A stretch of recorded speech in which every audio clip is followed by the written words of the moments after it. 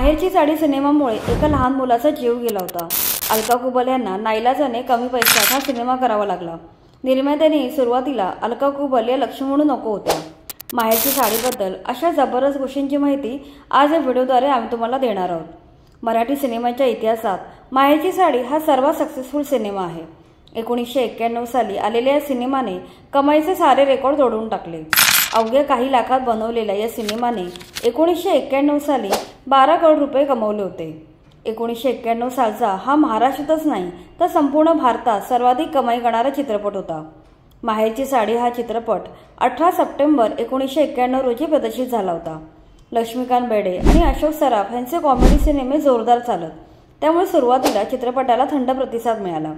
सुरुवातीला हा चित्रपट कोल्हापूर, सांगली भागामध्ये प्रसिद्ध झाला, त्यामुळे काही थिएटरमध्ये तिकिटावर लकी ड्रॉ ठेवून साड्या वाटण्यात आल्या। काही ठिकाणी प्रत्येक तिकिटासोबत एक रुमाल वाटण्यात आला। यानंतर सिनेमाची पॉझिटिव्ह वर्ड ऑफ माउथ वेगाने पसरली। मग पुणे, मुंबई येथे चित्रपट प्रसिद्ध झाल्यावर हाऊसफुल झाला। चित्रपट एवढा प्रसिद्ध झाला की ग्रामीण भागातील थिएटरमध्ये प्रचंड गर्दी उसळायची। जे मिळेल ते वाहन करून लोक चित्रपट बघायला जायचे। एसटी सुद्धा तालुक्यातील थिएटरमध्ये लोकांना सोडून मग डेपोत जायची।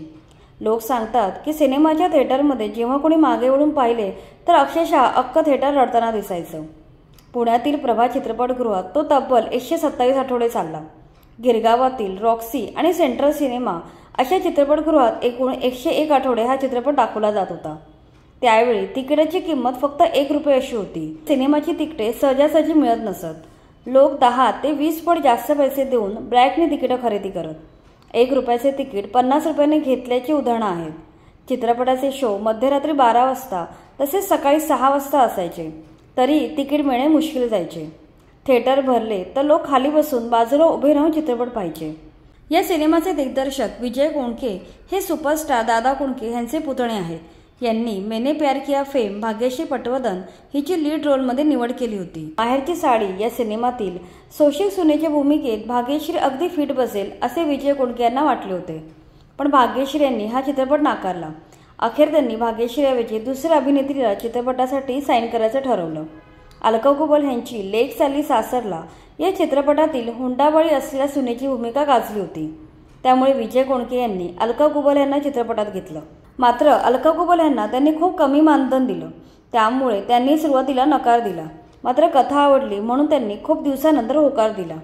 त्यानंतर इतिहास घडला। या चित्रपटानंतर अलका कुबल घराघरात पोहोचल्या। आजही अलका यांना माहेरची साडी या चित्रपटासाठीच ओळखलं जातं। माहेरची साडी हा यशस्वी राजस्थानी चित्रपट बाई चली ससुरिये चा रिमेक होता, ज्याच्यानंतर 1994 मध्ये जुही चावला आणि ऋषी कपूर यांना घेऊन साजन का घर म्हणून हिंदीमध्ये रिमेक करण्यात आला। हा सिनेमा बघताना थिएटरमध्ये एक धक्कादायक घटना घडली होती। एक गृहिणी आपल्या छोट्या मुलाला घेऊन चित्रपट बघायला आली। त्यावेळी ते छोटे मूल सारखे रडायचे, म्हणून तिने त्या मुलाच्या तोंडावर हात ठेवून चित्रपट पाहिला। चित्रपट पाहताना ती गृहिणी एवढी गुंग होऊन गेली की तिला स्वतःच्या मुलाचा विसर पडला। जेव्हा सिनेमा संपला त्यावेळी ते मूल गुदमरून मेले होते। ही बातमी जेव्हा अलका कुबल यांना कळली तेव्हा त्यांना फार वाईट वाटले। सिनेमाची गाणी एकापेक्षा एक सरस होती।